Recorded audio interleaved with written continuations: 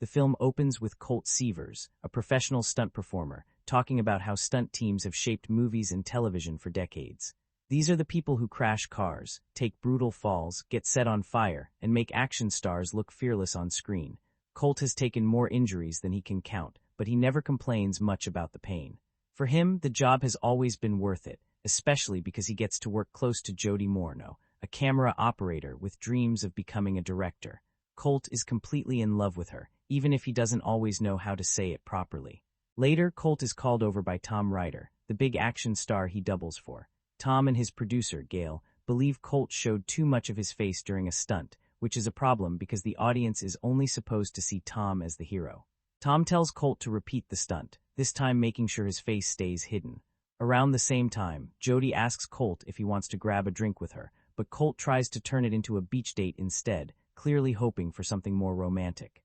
Colt prepares himself to redo the stunt, but during the take, something goes horribly wrong. The stunt fails, Colt crashes hard, and within moments, paramedics rush in and carry him away on a stretcher. Sometime later, Colt is back home, still physically and emotionally recovering from the accident. The injury has changed him completely, and he has walked away from stunt work. Gail calls him and asks if it's true he is now working as a valet at a restaurant. Colt is clearly embarrassed by where life has taken him, but he tries to act like he is fine. While working, he is recognized by someone from his old film world. The man mockingly calls him the fall guy and arrogantly orders him to park his car. Colt doesn't take the insult quietly. Instead, he drives the car around wildly while the man inside panics and begs him to stop. Afterward, Colt tells Gail that he is done with the stunt business for good. He still blames himself for the accident and believes he is responsible for everything that went wrong. Gail tries to convince him to come to Sydney because she needs his help on a major production. At first, Colt refuses. But the moment he learns Jody is directing the film, his attitude changes and he agrees to go.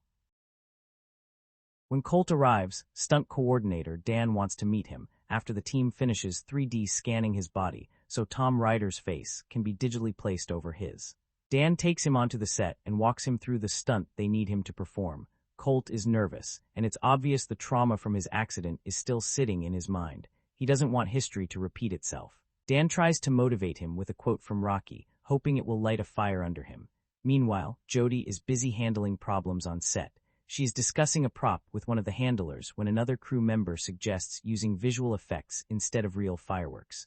Before Jody even gives the signal, the pyrotechnics suddenly explode in the distance. Nigel shouts at the technicians, but Jody tells him to handle the situation calmly and speak to them properly. Then Venti informs Jody that the printer has stopped working, which is creating a serious problem for the third act of the movie. With everything falling apart around her, Jody gathers the crew's attention and makes it clear that everyone needs to focus and follow her instructions. Colt reaches the stunt area and checks the sand, testing whether it has the right consistency for the vehicle sequence. He becomes unsure and asks Dan to postpone the stunt. Dan tries to build his confidence, but Colt says Dan is only making him feel more cursed. Before he can back out, Jody steps in and asks Dan to move forward with the stunt. Colt still hesitates, but when Dan explains how much this film means to Jody, Colt finally agrees. He puts on the helmet and gives the signal that he is ready. Even though he is trying to stay calm, Colt tells Dan that the ground doesn't have enough grip and worries he might hit the camera. Jody, watching from the side, pushes him to get closer for the shot. Colt commits to the stunt, but the vehicle ends up smashing straight into the camera. Since they still have 7 more cameras rolling, Dan tells him to keep going. Colt pushes through, finishes the stunt successfully, and steps out without getting hurt. Jody is shocked when she realizes the stuntman is Colt. She pulls him aside, clearly not happy about the surprise. Colt explains that Gail was the one who brought him in and says he is genuinely happy to see Jody directing her own movie. Jody, however, is not interested in a reunion. She tells Dan to find another stunt performer, but Dan says there is no one else available.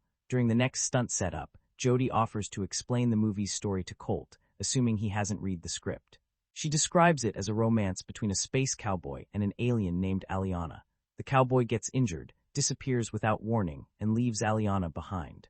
Colt immediately understands that Jody is really talking about their own past, but he continues with the stunt anyway.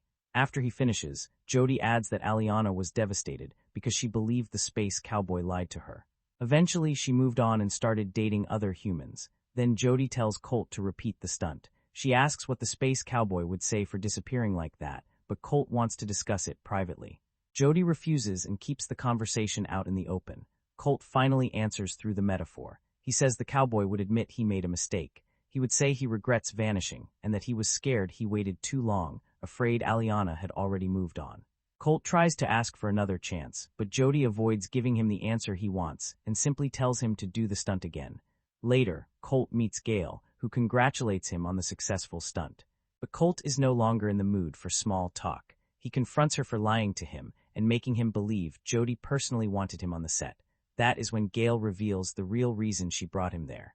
Tom Ryder has gone missing. Gale explains that they cannot involve the police, because if the studio finds out their lead actor has disappeared, the entire movie will be shut down. She begs Colt to find Tom quietly, warning him that if Tom is not found soon, Jody's first directing job could also become her last. Gale gives Colt the access code to Tom's loft and tells him he has only 2 days to bring Tom back and save Jody's film. Colt gets into a car, but instead of focusing on the job, his mind drifts straight back to Jody. The emotions hit him harder than he expects, and he starts crying quietly in the driver's seat. A moment later, Jody appears beside the car and taps on the window. When she notices his tears, she asks why he is crying. Colt quickly tries to cover it up and claims it is just because of jet lag. Jody softens a little and apologizes for making him repeat the stunt so many times earlier. She climbs into the car and asks how he has been since everything happened. Colt simply gives her an awkward thumbs up, which only irritates her more because it feels like he is avoiding a real answer. Jody then admits that maybe she was wrong for trying to turn what they had into something serious, especially if it was only supposed to be a fling. Colt says he wanted to apologize to her for a long time, but he never knew how to do it properly. Jody tells him that if he plans to stay on the movie, they must keep everything strictly professional. Colt agrees, even though it is obvious there is still a lot left unsaid between them. After that, Colt heads to Tom Ryder's loft and uses the code Gale gave him. He steps inside and turns on the lights, but before he can look around, a woman suddenly attacks him with a sword. Colt barely manages to defend himself as she swings at him again and again. During the struggle, he recognizes her face. She introduces herself as Iggy, Tom's girlfriend and also the lead actress in Jody's film. She lunges at him again, but Colt manages to disarm her. That is when he realizes the sword is only a movie prop, not a real weapon. Colt asks Iggy where he can find Tom. She tells him that Tom often spends time at a particular club and suggests that Colt start there. She also warns him to meet a drug dealer named Dune and pretend to be Tom if he wants answers. Colt goes to the club and approaches Dune, who invites him to sit. Colt tells him he is actually a stuntman, and surprisingly, Dune shows him genuine respect. He asks Colt whether stunt performers get Oscars for their work, and Colt casually says they do not. Colt then takes a drink, but he quickly realizes something is wrong. The drink has been spiked, and soon he starts hallucinating. Before Colt can fully process what is happening, a group of thugs tries to grab him and drag him away. Even while drugged and disoriented, Colt fights back hard and manages to take them on. Dune tries to escape during the chaos, but Colt runs after him. Dune jumps into a taxi, and Colt, desperate to stop him, steps right in front of it. The cab slams into him, but Colt gets back up and demands answers. He forces Dune to tell him where Tom is. Dune admits he drugged Colt because Tom's head of security ordered him to do it. He explains that he usually delivers drugs to Tom's people at the Pendleton Hotel. He also tells Colt to find a man named Kevin there, because Kevin can give him the room keys. Before leaving, Colt asks how long the drug will stay in his system. Dune tells him it should last until he stops seeing unicorns. Still dealing with the effects of the drug, Colt heads to the hotel to meet Kevin. But instead of Kevin, he unexpectedly runs into Jody. She immediately notices the cuts and blood on his face and asks what happened. Colt lies and says he simply went out for a run. Jody then opens up about her own problems, explaining that the studio is pressuring her to change the ending of the movie and make it happier. Their conversation is cut short when Gale suddenly arrives and pulls Jody away. Kevin finally shows up and gives Colt a key card for the room. Colt tries to open the door, but the card does not work. Kevin gives him another one, but that also fails. Fed up with wasting time, Colt decides to break into the room himself. Not long after, Jody calls him, and the two begin talking about her ideas for the film. While they are speaking, Colt searches the room and makes a horrifying discovery. There is a dead body in the bathtub. He immediately calls Gale and tells her everything that has happened, from Iggy to Dune to the body in the hotel room. He says he is going to the police, but Gail tells him not to worry and insists she will take care of it.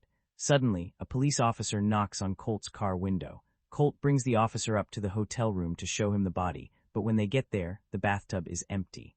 The corpse has completely vanished. The next day, Colt tells Dan that he wants to tell Jody everything about the dead body.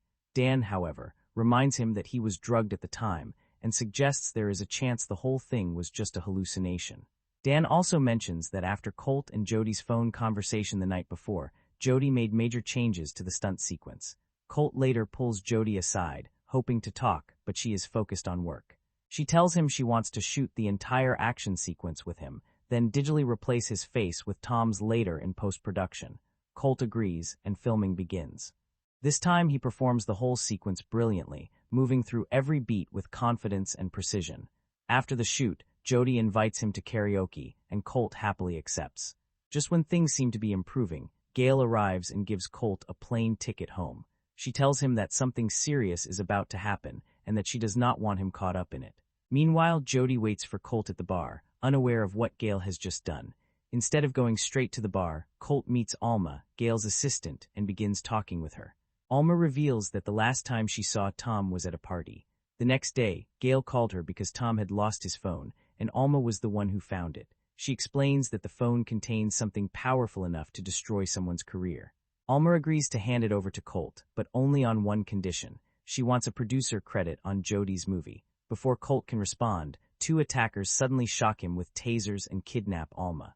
Colt quickly jumps into a car with Jean-Claude, one of Alma's dogs, and speeds after the kidnappers. At the same time, Gail meets Jody at the bar and tells her she gave Colt a ticket to leave. Jody is upset because she still needs Colt to finish her movie. Gail tries to justify herself by saying she thought Jody wanted him gone. Meanwhile, Colt's chase turns wild. He crashes his car into a truck, then tells Jean-Claude to attack one of the men. Colt climbs onto the moving truck and starts fighting another attacker, while Alma joins the fight inside the vehicle and struggles with the driver.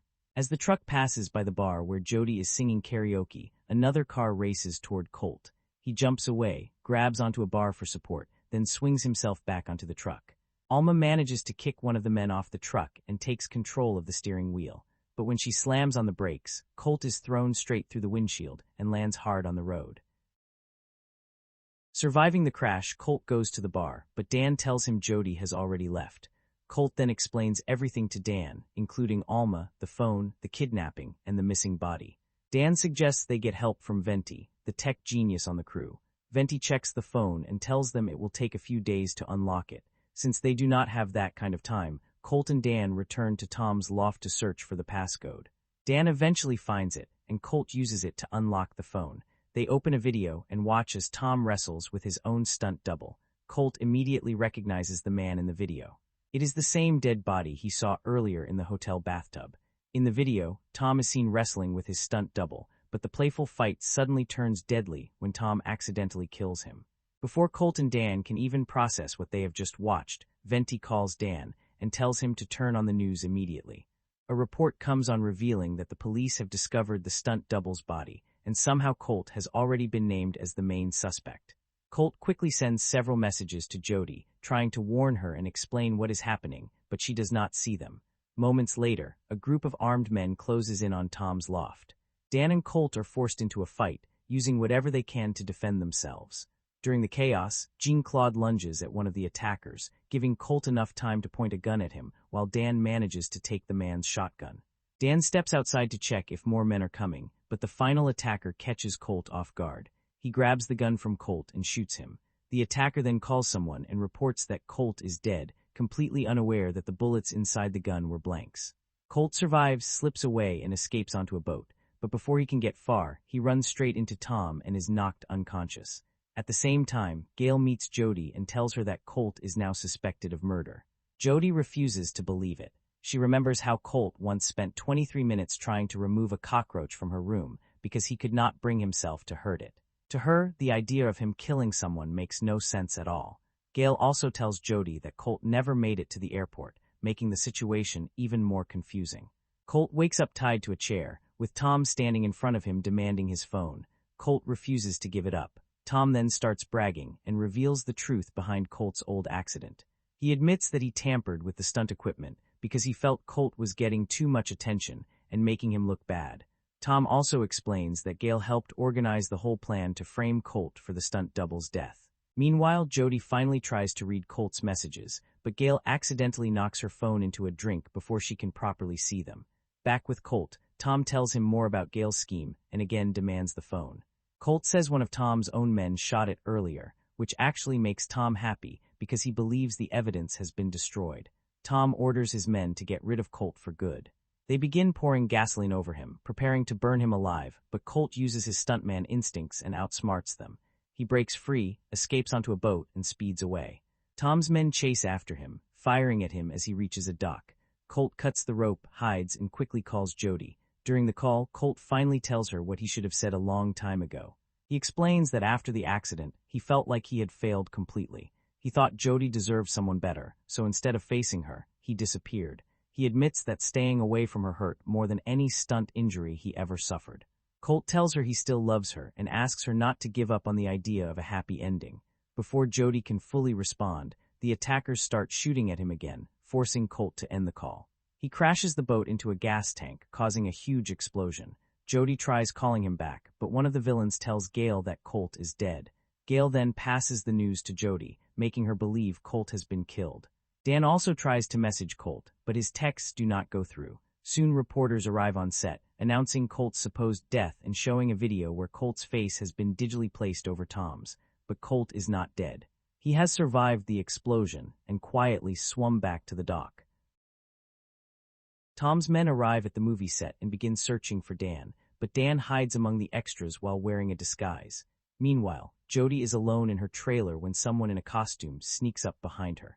Startled, she attacks the person, only to realize it is Colt. He quickly reveals the truth about Tom and Gale's entire plan. Overwhelmed and relieved, Jody kisses him, but their moment is cut short when Gale knocks on the trailer door.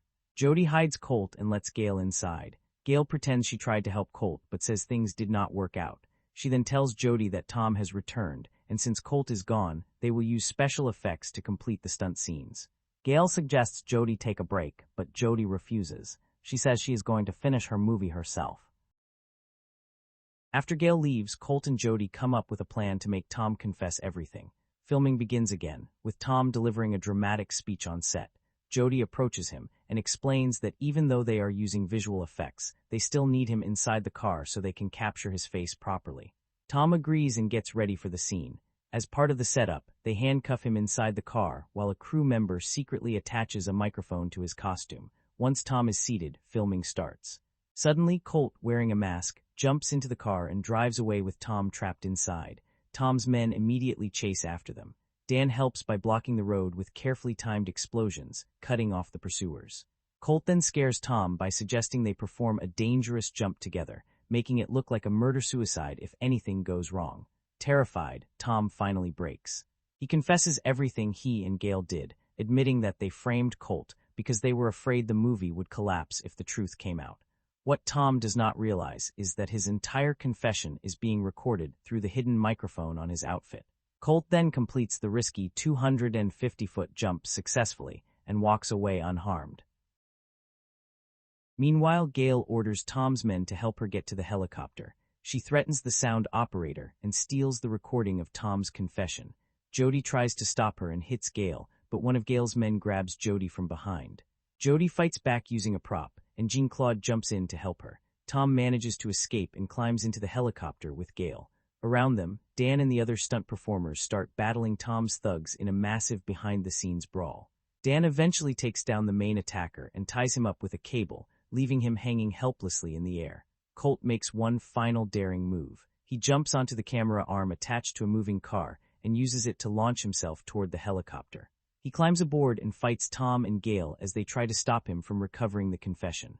On the ground, Dan and the stunt crew prepare a giant airbag, using a car setup so Colt will have a safe place to land.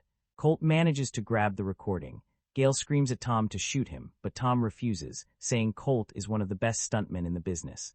Furious, Gale snatches the gun from Tom and tries to shoot Colt herself, only to discover the weapon is empty.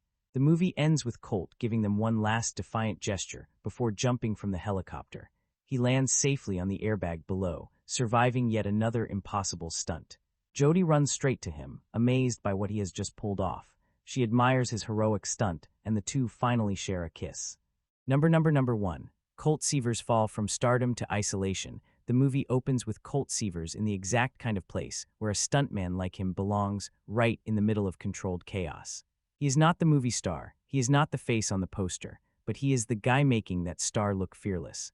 Colt is the stunt double for Tom Ryder, the big action hero who loves the spotlight and, of course, loves letting people believe he does all the dangerous stuff himself. And at this point, Colt seems completely comfortable with that life. He is confident, respected on set, and there is this easy charm about him that makes it clear he knows who he is. He is the guy who jumps, crashes, burns, rolls, falls, and somehow gets back up again. And then one stunt goes wrong, not in a small, walk-it-off kind of way. This is the kind of accident that breaks something deeper than just the body. Colt injures his back badly, and suddenly the entire rhythm of his life just stops. One moment he is part of this huge movie machine, surrounded by cameras, crew members, explosions, and adrenaline. The next, he is being rushed away from the set, and everything that made him feel useful starts slipping out of his hands. What works about this setup is that the film understands something simple about stunt performers. Their job is built on trust. Trust in the crew, trust in timing, trust in equipment, trust in your own body. So when Colt falls, it is not just a physical fall, it is also a collapse of confidence. And that is where the movie quietly becomes more interesting than the trailers might suggest. 18 months later, Colt is not living some glamorous retired action hero life. He is parking cars, picking up small tips, standing on the outside of the world he used to belong to. It is a funny image at first, because Ryan Gosling still looks like Ryan Gosling, even in this defeated mode. But underneath the comedy, there is something kind of sad about it. This is a man who used to throw himself into danger for a living, and now he cannot even face the people who knew him before the accident. The biggest casualty of that fall is not really his career, it is his sense of self. Colt does not just leave stunt work, he disappears from his own life. He cuts himself off from the film industry, from his friends, and most importantly, from Jody.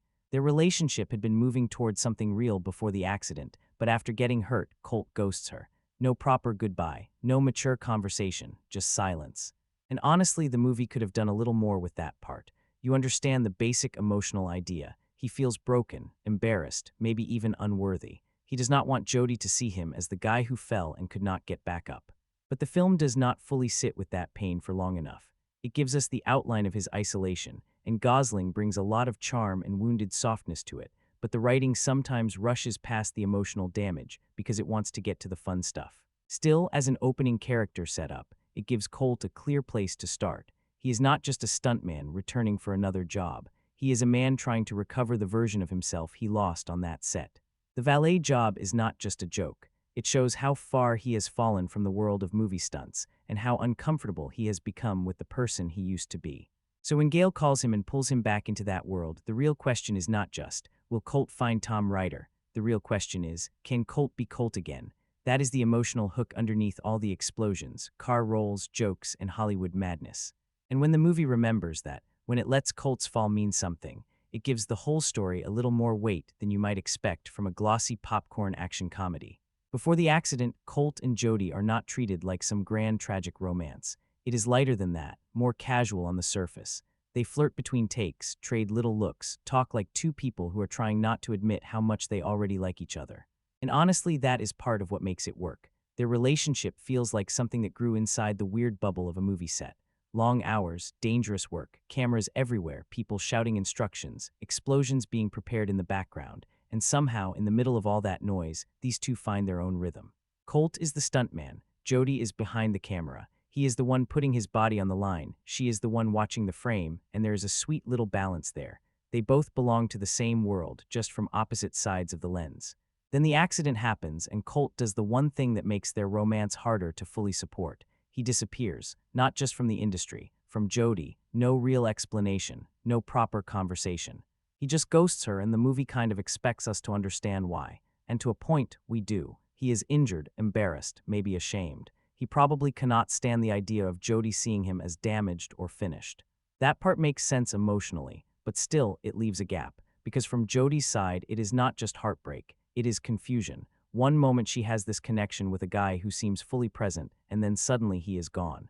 No closure, no honesty, just silence. So when they meet again, there is already a lot sitting between them, even if the film sometimes plays it for laughs. That reunion is where the movie becomes a little messy, but also kind of charming. Colt comes back thinking Jody asked for him. Jody has no idea he is coming. So instead of this beautiful romantic comeback, it is awkward, uncomfortable, and honestly a little embarrassing for him. He is trying to act cool.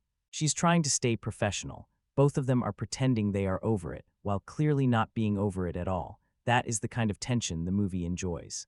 Sometimes it works because Gosling and Blunt can sell those little uncomfortable pauses, the half smiles, the old hurt hiding under jokes, the way two people talk around the real issue, because saying it directly would make everything too serious too quickly. But this is also where the writing could have been sharper. The film knows Colt and Jody have emotional history, but it does not always know how deeply it wants to explore it. At times, their broken relationship feels like the heart of the story. At other times, it feels like another subplot squeezed between action scenes, Hollywood jokes, and the missing star mystery. And that is slightly frustrating because the material is there. You have a stuntman who lost his confidence. You have a woman who was abandoned without explanation. You have two people forced back onto the same movie set, surrounded by cameras, while making a film that is itself about love, distance, and dramatic nonsense.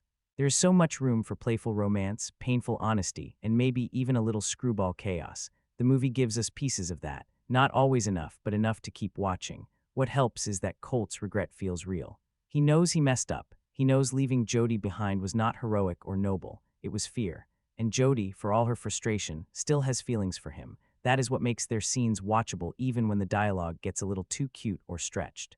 Their relationship is not perfect as written, but it gives the movie its emotional engine.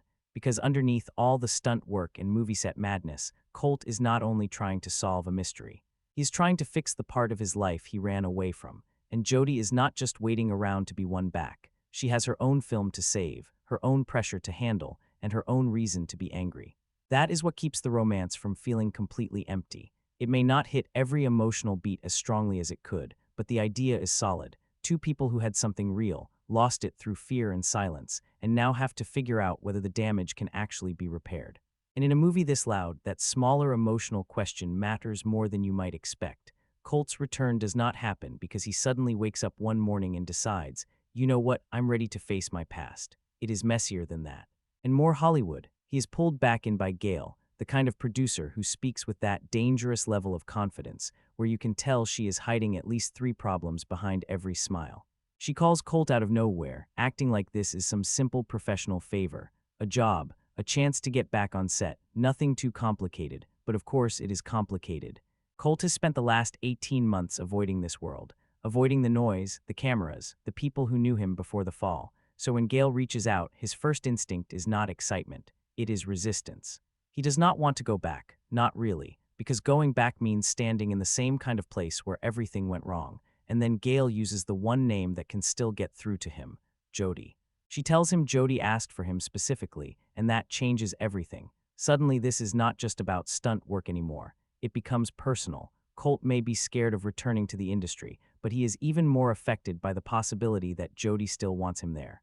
That is the hook Gale uses, and it works. The funny thing is, Colt probably knows deep down that something feels off. A producer calling him after all this time, sending him across the world to Australia, making it sound like his ex personally requested him. It is all a little too convenient.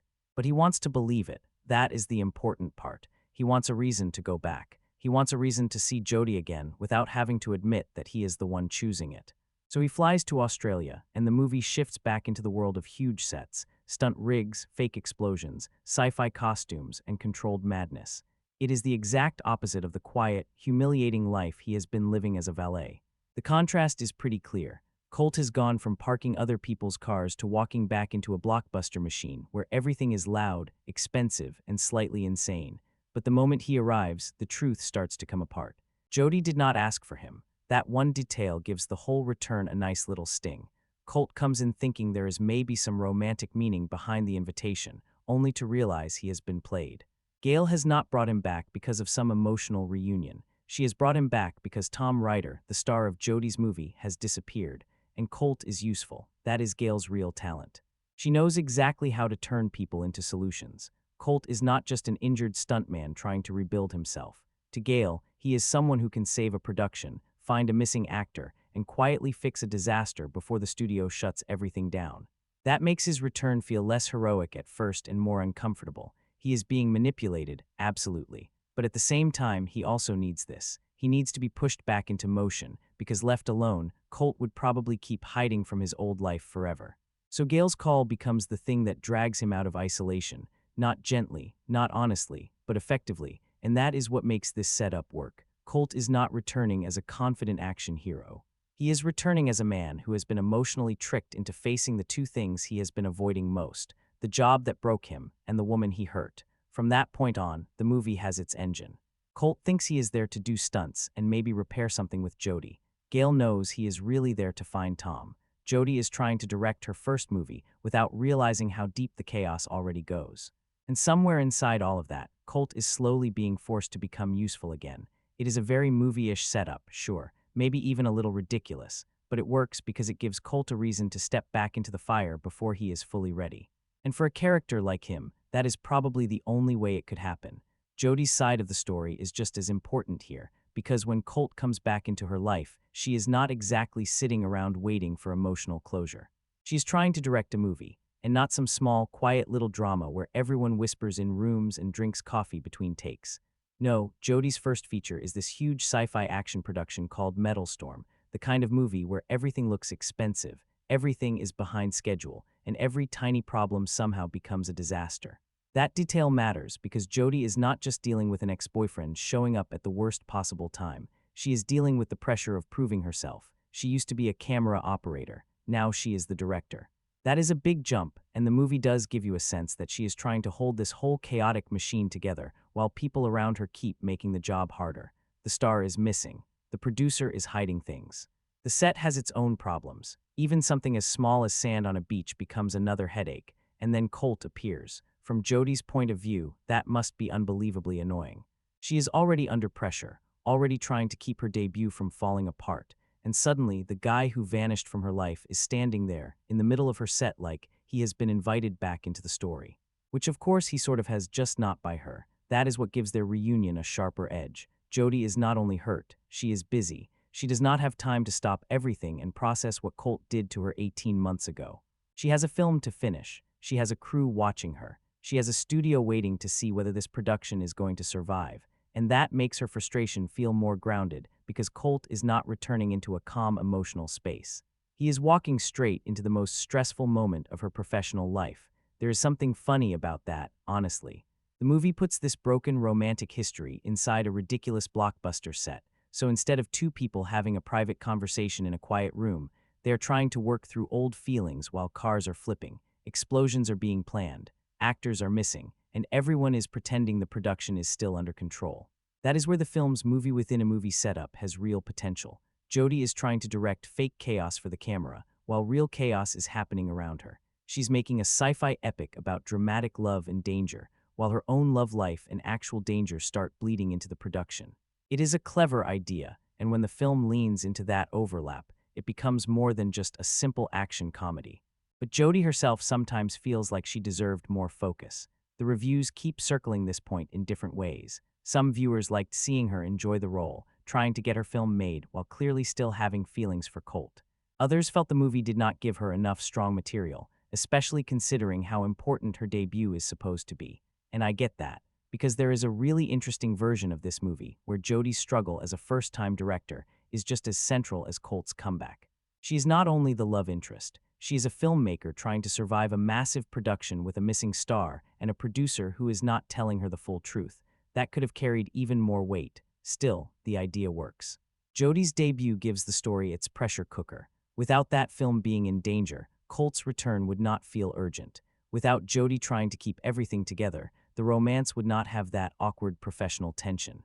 And without the production chaos, the whole movie would lose that behind-the-scenes Hollywood flavor that makes it stand apart from a normal missing person caper. So even when the writing does not explore Jodie as deeply as it could, her situation gives the film a lot of its shape. She is directing her first movie. The lead actor has vanished. The production is close to collapse. Her ex has reappeared without warning, and somehow she still has to act like she is the one in control. That is a lot for any character to carry. And honestly, that pressure is one of the more interesting things about The Fall Guy, because it shows that in Hollywood, sometimes the biggest stunt is not jumping through fire. Sometimes it is simply getting the movie finished. The funny thing about The Fall Guy is that Colt does not come back to the movie business because anyone is being completely honest with him.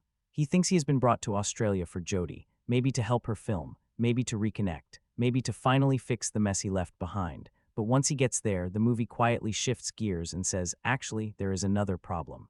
Tom Ryder is missing, and that is where the story starts moving away from simple romantic comeback territory and into this strange little crime caper. Tom is not just some random actor who skipped work for a day. He is the star of Jodie's film. Without him, the whole production is in danger. The studio could pull the plug, Jodie's directorial debut could collapse, and everyone's carefully maintained Hollywood panic could become very real. So Gale needs someone to find him quietly, quickly, and preferably without anyone important noticing. That someone becomes Colt. Now, on paper, this is a pretty fun setup. A stuntman gets dragged into a real investigation, and all the fake action skills he has spent years using on movie sets suddenly become useful in actual danger. He knows how to fall. He knows how to take a hit. He knows how to crash through chaos and survive it. So when the mystery starts turning violent, Colt is weirdly prepared for it. Not emotionally, maybe, but physically, yes. The problem is that the mystery itself is not always the strongest part of the movie. It gives the film momentum, sure, but it also feels a little thin. Tom disappears, Colt starts looking, strange people show up, things get dangerous, and before long the plot is throwing in drugs, fights, dead bodies, unicorn hallucinations, car chases, and one increasingly messy conspiracy. It is entertaining, but it is also a lot. Sometimes the caper gives the movie exactly what it needs. It gets Colt out of the studio and into trouble. It lets the film move through Sydney with more energy. It creates space for action scenes, weird jokes, and that whole feeling of a stuntman accidentally becoming the hero of his own ridiculous action movie. That part works. But sometimes, honestly, the crime plot feels like it is fighting against the better movie hiding underneath, because the most interesting material is already there on the set. Colt trying to rebuild himself, Jodie trying to finish her first film, stunt performers finally getting the spotlight, and this chaotic production slowly falling apart. Whenever the movie pulls too hard into the missing star mystery, it can feel like we are being dragged away from the stuff that actually has more personality. Still, Tom Ryder's disappearance does serve a purpose. It exposes the fake heroism at the center of the film. Tom is the star everyone sees. Colt is the guy doing the work no one notices. Tom gets the attention, the image, the mythology. Colt gets the bruises. So when Tom goes missing and Colt has to clean up the mess, the movie is basically flipping the whole movie star fantasy inside out. The real hero is not the face on the poster. The real hero is the guy who usually gets erased from the poster completely. That is a strong idea, even if the plot around it can get clumsy. And as the mystery gets bigger, the film starts playing with that contrast more openly. Colt is not a detective. He is not some trained spy. He is a stuntman who keeps surviving because surviving dangerous nonsense is literally what he does for a living. There is humor in that. There is also a little poetry in it. But the caper does become weaker when it tries to get too clever. Some of the twists feel predictable. Some of the logic feels shaky. And by the time the movie reaches its later stretch, the whole conspiracy starts feeling less like a tightly built mystery and more like an excuse to keep throwing Colt into bigger, louder, more absurd situations. Depending on your mood, that is either part of the fun or part of the problem. For me, the missing Tom Ryder plot works best when it stays connected to the movie's stunt world identity. When Colt is using set instincts in real danger, when Hollywood fakery and actual violence start overlapping, when the film reminds us that this guy has spent his life making danger look cinematic, that is when the caper has flavor. When it becomes just another messy blockbuster mystery, it loses some of that spark. But as a story engine, it does its job. It pulls Colt back into action. It threatens Jodie's movie. It turns a romantic reunion into a survival mission.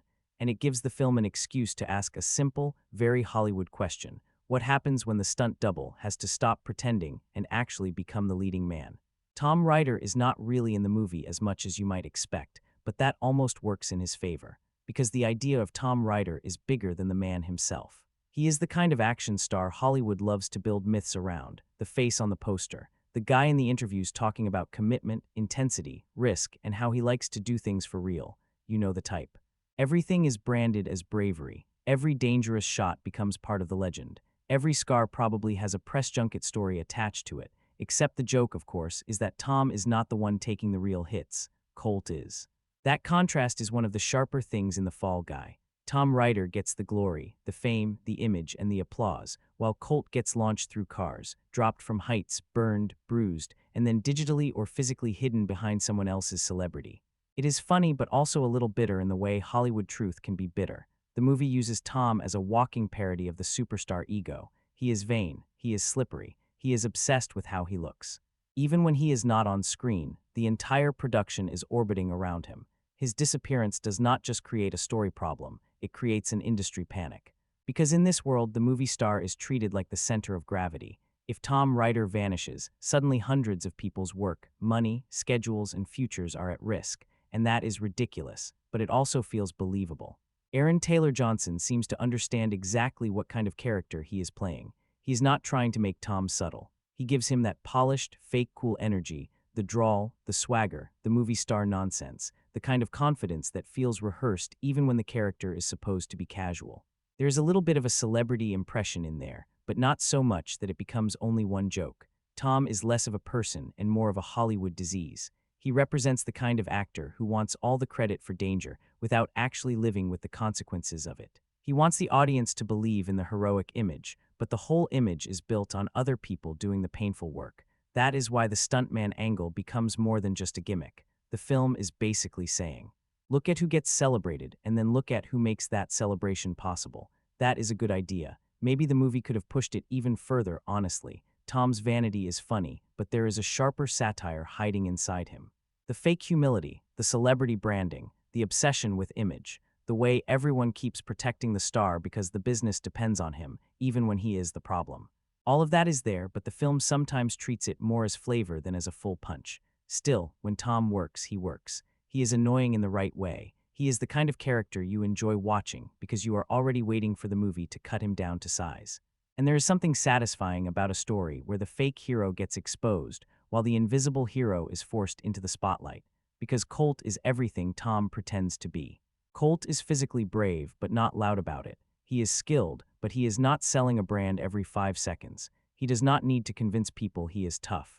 His whole life has been built around taking punishment and making it look effortless. Tom performs heroism for cameras. Colt performs danger for real. That difference gives the movie one of its clearest themes.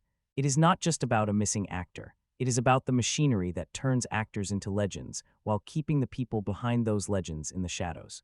Tom Ryder is funny because he is exaggerated, but the joke lands because the industry around him feels familiar. The star gets worshipped, the stuntman gets replaced, and the fall guy, for all its messiness, knows there is something deeply unfair about that. A big reason the fall guy stays alive, even when the story starts wobbling, is Ryan Gosling. That sounds like an obvious thing to say, because yes, he is the lead actor, he is supposed to carry the movie. But here, he is doing more than just moving from one action scene to the next. He is carrying a tone that could have fallen apart very easily. Colt Seavers is a strange role in some ways. He has to be cool, but not too cool. Funny, but not in a loud, desperate way. Hurt, but not so broken that the movie becomes heavy. Romantic, but still awkward enough that you believe he is a guy who completely messed up his own relationship. And on top of that, he has to look believable as a stuntman while still being the movie star version of a stuntman. That is a tricky balance. Gosling makes it look easy. There is something naturally watchable about the way he plays Colt. He does not push too hard. He lets the charm sit slightly under the surface, which is important because Colt is not supposed to be walking around like a man who knows he is the hero. He is actually a little embarrassed by himself. He has been hiding from his old life. He knows he hurt Jody. He knows he has lost some part of himself after the accident, so Gosling gives him this relaxed, wounded quality. He can throw a joke away like it is nothing, then suddenly look like a man who has been carrying shame for a year and a half. That is where the performance works best, not when he is simply doing the handsome action star thing, although he can obviously do that. It works when you see Colt trying to pretend he is fine, and the mask slips just enough, because Colt is not fearless anymore. He used to be the guy who could jump, crash, burn, fall, and get back up like it was just another day at work. But after the accident, every return to danger has a little ghost attached to it. Gosling does not overplay that, and honestly, that is the right choice. This is still a popcorn action comedy. Nobody is asking for a full psychological breakdown between car rolls, but he gives Colt enough insecurity that the comeback feels personal. And then there is the comedy. Not every joke in the movie lands. Some of the writing is too cute. Some of the banter stretches longer than it should, but Gosling has a way of making weak lines feel a little lighter just through timing. He knows how to play confusion. He knows how to look completely out of his depth without losing the character's dignity. And he is especially good at reacting to absurdity, which matters in a movie where the plot keeps getting more ridiculous. He also understands that Colt is funniest when he is trying to stay professional in situations that are absolutely not professional. He is beaten up, lied to, dragged around Sydney, thrown into danger, and somehow still behaves like a guy who has spent years on movie sets where chaos is just part of the job. That is a nice detail. Colt does not panic like a normal person because he is used to fake danger, but real danger keeps surprising him because, well, nobody called cut. That is where Gosling's performance gives the movie some extra flavor. He plays Colt like a man who understands the choreography of violence but not always the reality of it. He can take punishment, but he still feels it. He can act cool, but only for a few seconds before the situation gets too stupid to pretend anymore. And yes, the movie definitely uses his star power. The looks, the swagger, the sad boy softness, the comic awkwardness, it is all there. Sometimes the film leans on that charm so heavily that you can feel it covering up script problems. A scene may not be written with much depth, but Gosling gives it enough personality to keep it moving. A joke may not be brilliant, but his delivery makes it passable. A romantic beat may feel familiar, but he gives Colt just enough regret to make you stay with him. That is not nothing. In fact, without Gosling, this movie probably feels much more ordinary. Maybe even completely disposable, because the screenplay often needs someone who can turn simple material into something warmer and more human. Colt could have easily been just another action comedy laid. Injured hero, old flame, missing star, big stunts, sarcastic lines. But Gosling makes him feel more specific than that. He is not just playing a stuntman. He is playing a man who is trying to become comfortable in his own skin again, someone who wants to be useful. Someone who wants to be loved but does not quite trust himself enough to ask for it directly. Someone who can survive a car crash more easily than an honest conversation. That is the character, and that is why his performance matters. Even when the fall guy gets too crowded, too silly, or too stretched out, Gosling keeps giving the movie a center. He makes Colt charming without making him smug, damaged without making him miserable, funny without turning him into a cartoon. For a film this busy, that kind of calm movie star control is probably the real stunt. Jodie is in an interesting position in The Fall Guy because she is not just written as Colt's old love interest. At least she should not be. She has her own pressure, her own movie, her own crew watching her, and her own professional mountain to climb.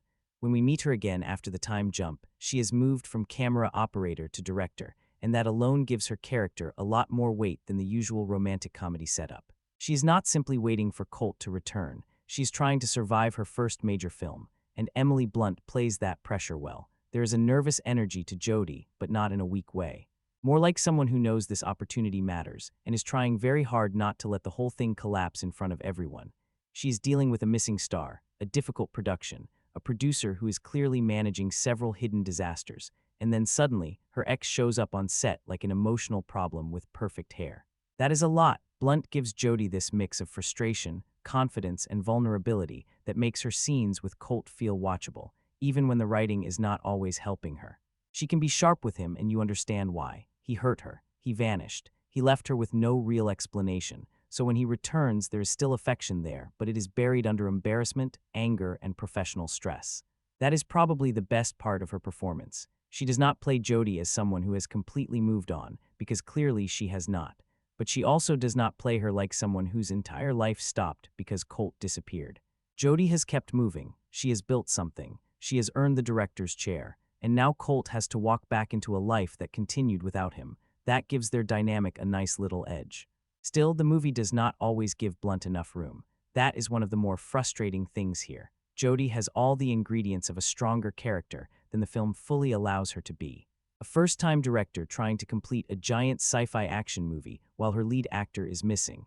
That could have been a whole movie by itself. Add in the return of the man who broke her heart, and there is plenty of emotional and professional conflict to explore.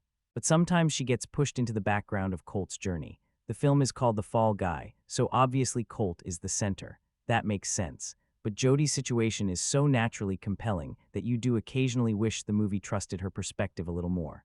We see her reacting to chaos, managing the set, trading banter with Colt, and trying to hold on to control. But there are moments where it feels like the film could have gone deeper into what this debut means to her. Because for Jodie, this is not just a romantic reunion. This is her shot. If the production fails, she is not simply losing a movie. She is losing the chance to prove herself in a system that probably does not hand out second chances very kindly. That makes her stress more important than the movie sometimes admits. Blunt brings enough presence to suggest all of that, even when the script only sketches it. Now, the reactions to her performance are clearly mixed. Some viewers feel she looks like she is enjoying herself, especially in the more playful scenes. Others feel she is underused, miscast, or not quite as lively as she could have been. And honestly, both reactions make sense depending on which part of the movie you are focusing on. When Blunt gets to be irritated, funny, slightly wounded, and professionally overwhelmed, she works. When the movie asks her to carry longer romantic conversations that do not have enough spark on the page, the scenes can feel stretched. Not because she lacks talent, obviously. It is Emily Blunt. She knows how to hold a frame. But the material does not always rise to her level. That is the difference. There are flashes where Jodie feels like a real person trapped inside a very shiny action comedy machine. Then there are other moments where she feels more like a function in Colt's comeback story. The ex he must apologize to, the director whose movie he must save, the emotional prize waiting somewhere inside the chaos. The better version of the film would have balanced that more carefully. Still, Blunt gives Jodie warmth. She gives her irritation a human reason. She makes the old affection believable enough that the romance does not completely fall apart, even when the script is rushing or circling the same emotional beat. And she brings a slightly grounded quality to a movie that is constantly trying to spin 5 plates at once. So while Jodie may not be the strongest written character in the film, she is still important. She gives Colt something personal to come back for. She gives the movie set chaos a real point of pressure. And she reminds us that behind all the action, the stunts, the missing movie star, and the Hollywood satire, there is also a woman trying to make her first film while dealing with the one person she probably least expected to see again. That is a strong setup. I just wish the movie had trusted it a little more. The chemistry between Ryan Gosling and Emily Blunt is one of those things that almost decides the entire movie, because the fall guy is not just selling stunts. It is selling banter. It is selling awkward looks across a movie set. It is selling two people who clearly had something, ruined it, and are now trying to act like they can be normal around each other while everyone else is blowing things up in the background. That is not easy to make work, and for the most part, Gosling and Blunt do give the film a real spark. Not always a huge, electric, old Hollywood kind of spark, but something softer and more playful. Their scenes are built on discomfort as much as romance. Colt knows he messed up, Jodie knows he knows, and both of them keep trying to hide the obvious by talking around it. That is where they are fun together. Gosling brings that wounded, slightly goofy charm, like a man who can survive being thrown through a windshield, but somehow cannot survive one honest conversation with his ex. Blunt plays Jodie with this sharp, irritated warmth, where you can tell she wants to stay angry, but Colt keeps making that inconvenient. There is a nice rhythm to that. The best moments between them do not feel like polished romantic speeches. They feel like two people trying to regain a language they used to speak easily. There is hesitation. There is teasing. There is embarrassment. There are those little pauses where the joke ends and the real feeling almost comes out, then someone dodges it. That feels human, but the movie does not always know when to stop pushing the romance. Sometimes the banter is charming. Other times, the conversations stretch just a little too long, and you can feel the script trying to squeeze emotion out of scenes that should have been sharper or shorter. The chemistry is there, but it is not strong enough to carry every repetitive beat the movie throws at it. And that is probably why the reactions are so divided. Some viewers look at Gosling and Blunt and see the whole reason the movie works. They have movie star presence, they look good together, they are funny enough together, and they make even the weaker material feel lighter. For that audience, the romance gives the film its heart, but others clearly do not feel the spark at all. And I can understand that too, because the film sometimes tells us their connection is powerful more than it fully proves it. The breakup is underexplained, the emotional wound is rushed, and their reunion depends heavily on the actors filling in the gaps. When the writing gives them something playful, they lift it. When the writing asks them to carry deeper romantic pain, the scenes can feel a little thin.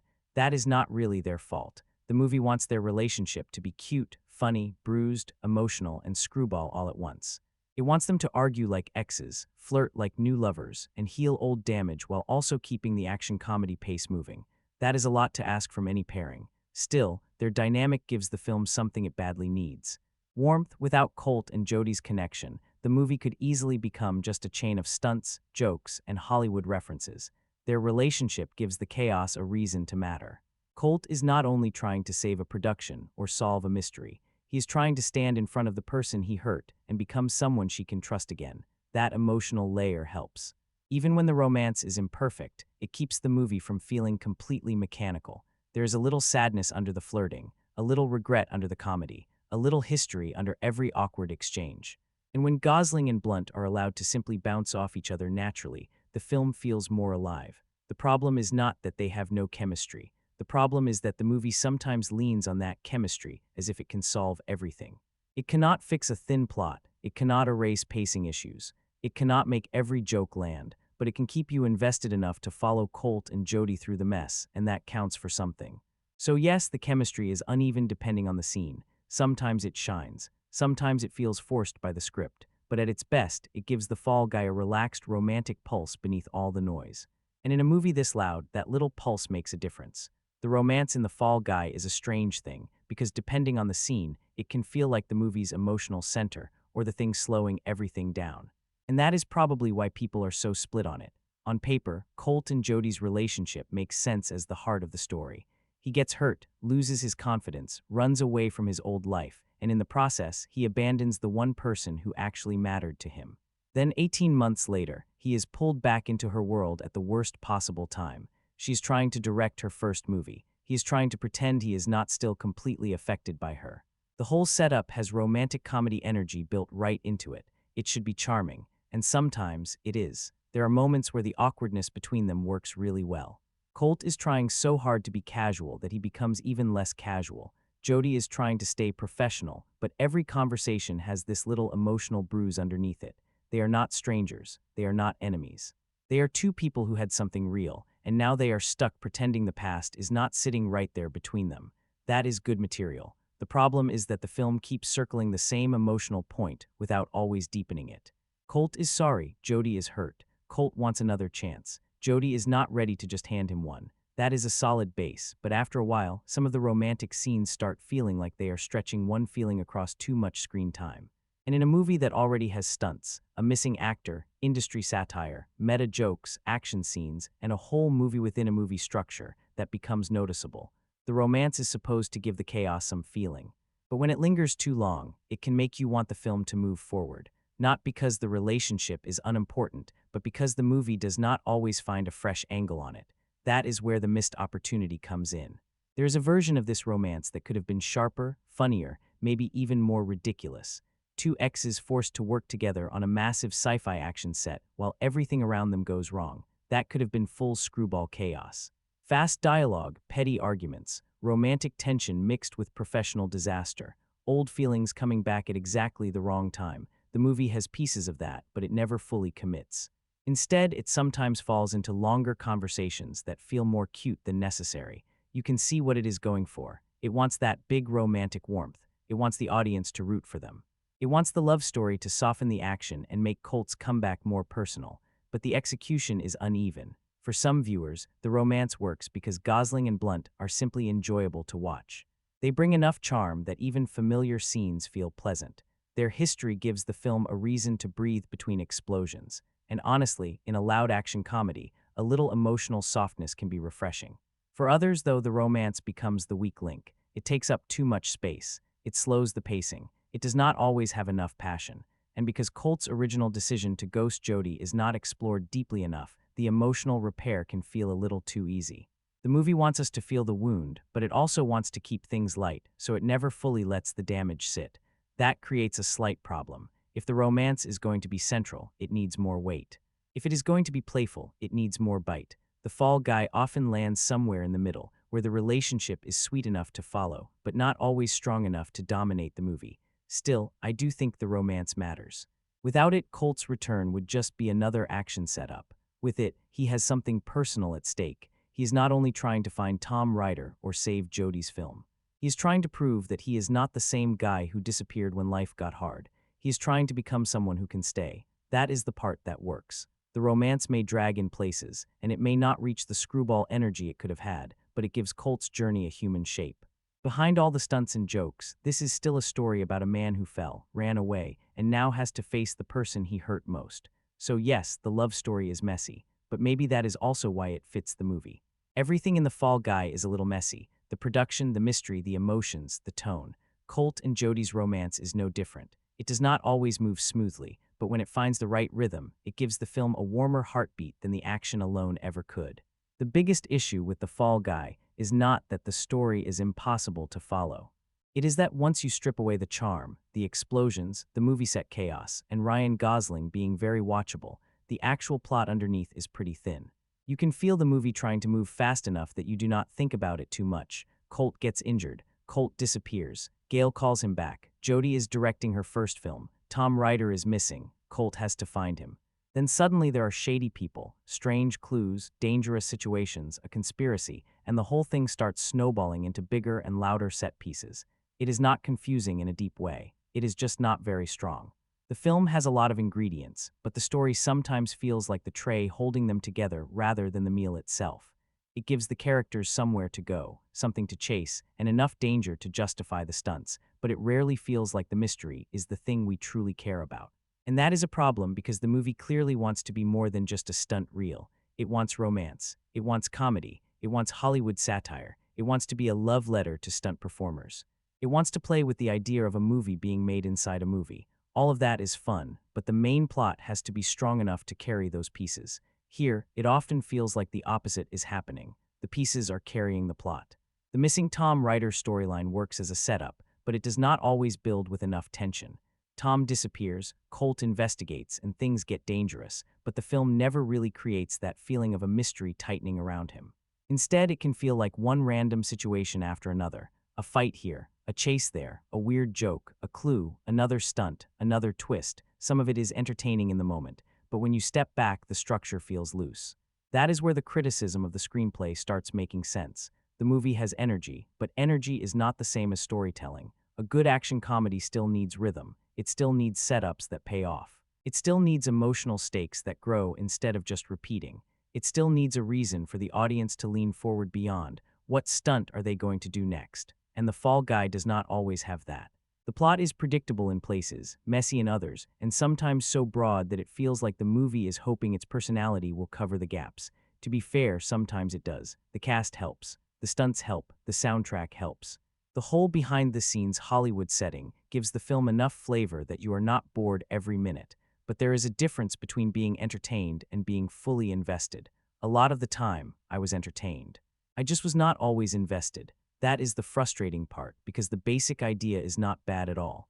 A broken stuntman returning to the industry, reconnecting with the woman he hurt, and getting pulled into a real-life action plot while working on a fake action movie, that is a strong concept. There is plenty of room there for fun, emotion, danger, and satire. The movie just does not always shape it into something sharp. Instead, it often feels like the story exists to make room for everything else. Need a fight scene. The plot will push Colt into one. Need a joke about Hollywood. The plot will pause for it. Need another romantic moment. The plot will bend around Colt and Jodie. Need a final act full of chaos. The story will suddenly become bigger, sillier, and less believable. That can work in a pure popcorn movie, but only if the ride is smooth enough. Here, you can feel the bumps. The screenplay is not empty exactly. There are good ideas inside it. Colt's fall from confidence, Jodie's first movie, Tom Ryder's fake hero image, Gail's manipulation, the stunt world tribute. These are all pieces with potential. But they are not always connected with enough care, so the film ends up feeling both busy and thin at the same time. That is a strange combination, but it fits The Fall Guy. There is always something happening, yet the central story does not always feel rich. The movie is loud, colorful, and full of movement, but the plot underneath can feel generic, like a familiar action comedy skeleton dressed up with better actors and bigger stunts.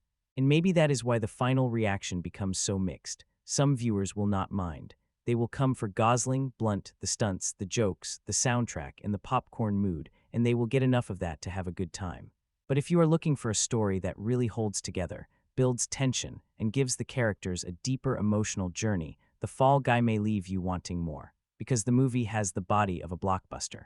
It just needed a stronger spine. The strange thing about The Fall Guy is that it often feels like a movie written around moments, not around momentum. There are jokes, there are stunts, there are romantic beats. There are meta little comments about Hollywood and filmmaking. There are references, callbacks, exaggerated characters, and a mystery plot trying to push everything forward. But the screenplay does not always make those pieces feel like they belong to the same clean engine, and that is where the movie starts to wobble. You can see what the writing is trying to do. It wants to be quick. It wants to be playful. It wants to sound like people are having fun on set and behind the scenes. It wants Colt and Jody to have that messy exes who still like each other banter. It wants Gail to come across as a fast-talking producer with a secret agenda. It wants Tom Ryder to feel like a ridiculous celebrity parody. None of those choices are wrong. The issue is that the dialogue sometimes feels like it is trying too hard to prove how fun the movie is. A line will land, and then another one will come right after it, and then another, and after a while, you can feel the film pushing for charm instead of letting charm happen naturally. The better jokes work because the actors know how to throw them away. Gosling especially can take a small, silly line and make it feel casual. Blunt can sharpen a weak exchange just by adding irritation underneath it. But not every scene has that ease. Some conversations stretch. Some jokes feel obvious. Some emotional lines feel like they are circling the same point again and again. And with a movie this crowded, weak dialogue becomes more noticeable because the screenplay is already juggling too much. It is trying to be an action movie, a romance, a comedy, a Hollywood satire, a mystery, and a tribute to stunt performers. So when the writing gets loose, the whole thing starts to feel less like controlled chaos and more like everyone is improvising their way through an expensive production. There's also a difference between cheesy dialogue and lazy dialogue. Cheese can be fun. This kind of movie almost needs a little cheese. It is built on stunt doubles, missing movie stars, fake sci-fi sets, old-school action energy, and ridiculous Hollywood personalities. A certain amount of corniness belongs here. The problem is when the cheese does not have enough bite behind it. That happens a few times. The film wants its banter to feel witty, but sometimes it lands closer to cute. It wants the industry jokes to feel sharp, but some of them feel like surface-level nods. It wants the romance to feel bruised and funny, but the conversations between Colt and Jody can become too long for how little new emotion they add. And when a scene is mostly dialogue, you start to feel the weakness of the writing more clearly. That is especially true because the movie has a genuinely strong concept, a stuntman returning after a career-breaking accident.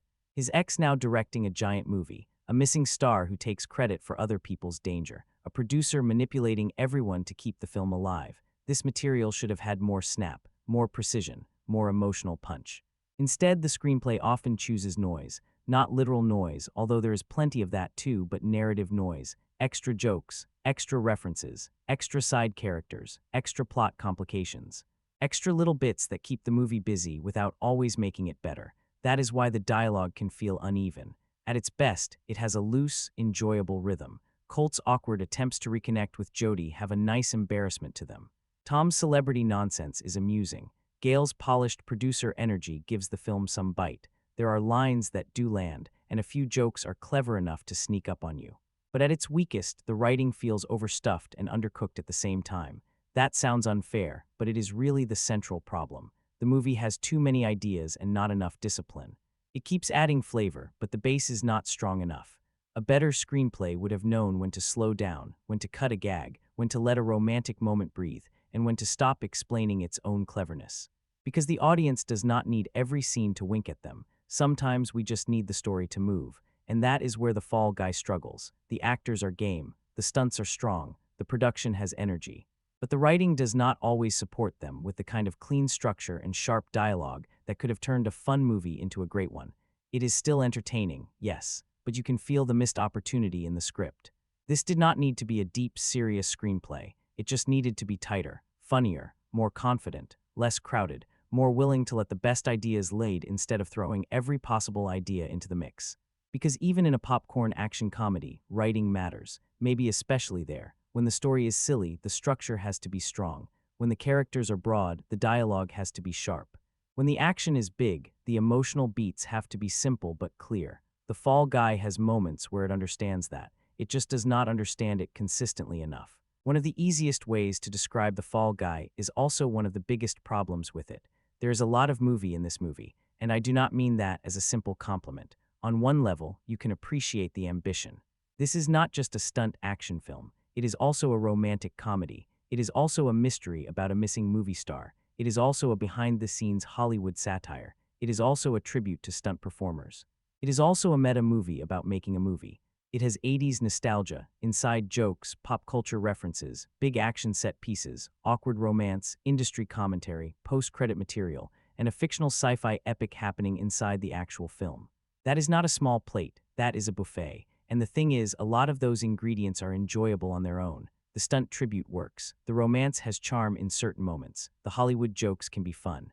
The movie within a movie setup gives the story personality. Tom Ryder's ego is a good target. Colt's comeback gives it some emotional shape. Even the mystery has enough movement to keep things from going completely still. But when all of these pieces are thrown together at the same time, the movie starts to feel crowded. It is constantly switching modes. 1 minute, Colt and Jody are having an emotional conversation about what happened between them. Then suddenly we are back in action comedy territory. Then the film wants to joke about movie production. Then it wants to turn into a thriller. Then it cuts back to fake sci-fi scenes from Metal Storm. Then it gives us a stunt showcase. Then another bit of romance. Then another joke. Then another reference. After a while, you can feel the movie trying to keep every ball in the air. And yes, sometimes that gives it energy. There is a kind of restless fun to the way the Fall Guy moves. It does not want to sit still. It wants to entertain you from every possible angle. It wants to be playful, romantic, explosive, self-aware, nostalgic, and heartfelt all at once. You can feel the filmmakers trying to make a big, generous crowd pleaser, but generosity can become clutter. That is where the film runs into trouble. Instead of letting its strongest ideas breathe, it keeps stacking more on top of them. The stunt work should be the main event, but sometimes it has to share space with too many jokes and plot complications. The romance should have emotional weight, but it gets squeezed between chases, industry satire, and mystery beats. The missing star caper should create tension, but the film keeps interrupting that tension with comedy and meta-commentary, so nothing completely takes over. And that can be frustrating, because there are several better, cleaner versions of this movie hiding inside the final cut. There is a great Stunt World movie here about the invisible workers behind blockbuster cinema. There is a fun romantic comedy about two exes forced to work together on a disaster production. There is a sharp Hollywood satire about fake movie star heroism and the people who actually take the risks. There is even a lean action caper about a stuntman accidentally becoming the real hero. But The Fall Guy tries to be all of those at once. Sometimes it gets away with it because the cast is likable and the pace is lively. Gosling can smooth over a lot. Blunt brings warmth. The stunts bring spectacle. The soundtrack keeps pushing everything forward, so while you are watching it, you might not feel every problem immediately, but you do feel the overload, especially as the movie goes on. The more it adds, the less impact each individual piece has. A clever joke gets buried. A romantic beat passes too quickly. A stunt that should feel huge becomes just another thing in a long chain of things. Even the climax, which should bring everything together, can feel like the film is still trying to prove how much it can do instead of focusing on what matters most. That is the irony. A movie celebrating stunt work sometimes does not give its own stunt work enough room to land. It is like the film is afraid that if it slows down, the audience will lose interest. But honestly, some of the best parts would have worked better with a little more space. Let the action breathe. Let Colt and Jody have fewer but sharper conversations. Let the Hollywood satire hit harder instead of scattering it everywhere. Let the mystery be simpler if the real focus is the characters and the stunt world, because more is not always more. Sometimes more is just noise. And The Fall Guy is not a bad movie because it has too many ideas. Plenty of great movies are packed with ideas. The problem is that this one does not always organize them with enough confidence. It keeps jumping between moods instead of building them. It keeps adding layers instead of strengthening the core. Still, I cannot pretend the overload has no charm. There is something entertaining about how full the film is. Even when a scene does not work, another one is already racing towards you. Even when the plot feels thin, the movie has enough personality to keep moving. It is messy, yes, but it is rarely lifeless. That is why the overstuffed nature of The Fall Guy is both its appeal and its weakness. It gives the movie its lively, chaotic flavor, but it also keeps the film from becoming as sharp, emotional, or memorable as it could have been. The weirdest thing about The Fall Guy is that for a movie filled with explosions, fistfights, car chases, burning wreckage, and a stuntman constantly getting thrown into danger, it can still feel strangely mild. Not boring exactly, just mild. That is the word that keeps coming back, because the movie has all the pieces of something wild, but it rarely feels like it wants to go all the way with any of them. It wants to be an action movie, but not too intense. It wants to be a comedy, but not too outrageous. It wants to be romantic, but not too emotionally messy. It wants to be a Hollywood satire, but not too sharp. It wants to be absurd, but still safe enough for everyone in the room. And because of that, the tone sometimes lands in this comfortable middle zone, which is fine for a casual popcorn movie, but a little frustrating for a film that clearly has the setup to be stranger, funnier, and more memorable. Take the action, for example. Colt is thrown into real danger, but the movie keeps everything light. Life-threatening moments are usually played like comedy. That can work, especially because Colt is a stuntman, and the whole joke is that his professional skill set suddenly applies to real chaos. But the film never really makes the danger feel dangerous. You are not sitting there thinking, oh, he might not get out of this. You are thinking, okay, what stunt gag are they setting up next? That is enjoyable, but it lowers the tension. Then there is the comedy. The film has funny moments, definitely. Some jokes land. A few references are clever. Some of the absurdity works, but it often feels like the movie is pulling its punches. It flirts with being ridiculous, then backs away before it becomes truly bold. It references old movies, Hollywood habits, celebrity vanity, stunt culture, and filmmaking cliches, but a lot of those jokes stay on the surface. You can feel a sharper version of the movie hiding underneath, a version that really takes apart the ego of movie stars, a version that turns Colt and Jodie's reunion into a chaotic screwball disaster. A version that makes the mystery either much sillier or much more dangerous. A version that lets the absurdity fully take over instead of keeping it polished and audience-friendly. But this version keeps smoothing the edges. That is not always a bad thing. Part of the reason the film is easy to watch is because it does not become too harsh, too violent, too cynical, or too weird. It is designed to be a crowd pleaser. You can feel that in nearly every scene. The soundtrack is energetic, the stars are likable, the action is glossy, the jokes are accessible, and the romance is soft enough that it never becomes too painful. The movie wants everyone to have a good time. The problem is that when a film tries too hard to please everyone, it can start losing personality. That happens here in patches. The story has a lot going on, but the emotional stakes are never too heavy. The action is frequent, but not consistently thrilling. The romance is central, but not deeply passionate. The comedy is constant, but not sharp enough to become hilarious. Everything is present, but everything is kept at a level where it will not scare off the widest possible audience. So instead of feeling bold, the movie sometimes feels calculated. And that is frustrating, because the ingredients are there for something with more bite. Ryan Gosling can handle awkward, absurd comedy. Emily Blunt can handle sharper emotional conflict. Aaron Taylor-Johnson's Tom Ryder could have been an even nastier joke about movie star vanity. The Stunt World tribute could have had more emotional weight. The crime caper could have gone completely mad. Instead, the Fall Guy often chooses the safest version of its own ideas. It gives us danger without real fear, romance without enough ache, comedy without enough madness, satire without enough sting. Now, to be fair, this broadness is also part of why some people will enjoy it. Not every movie needs to be extreme. Sometimes you just want something light, bright, expensive, and easy to digest. And on that level, the tone does work. It is cheerful, it moves, it looks good, it gives you attractive movie stars trading lines while things explode around them. There is an audience for that, absolutely. But the more interesting question is whether The Fall Guy could have been better if it had trusted itself to be a little less safe. Because the film is at its best when it lets the chaos feel specific. When Colt's stuntman background actually shapes the comedy. When Jodie's production pressure becomes part of the tension. When Tom Ryder's fake hero image gets exposed. When the movie lets us enjoy the difference between fake cinematic danger and the real people who make it happen. Those moments have flavor. But too often, the film steps back into a smoother, more familiar blockbuster rhythm. The result is entertaining, but not as distinctive as it wants to be. It has noise, but not always bite. It has movement, but not always impact. It has charm, but not always spark.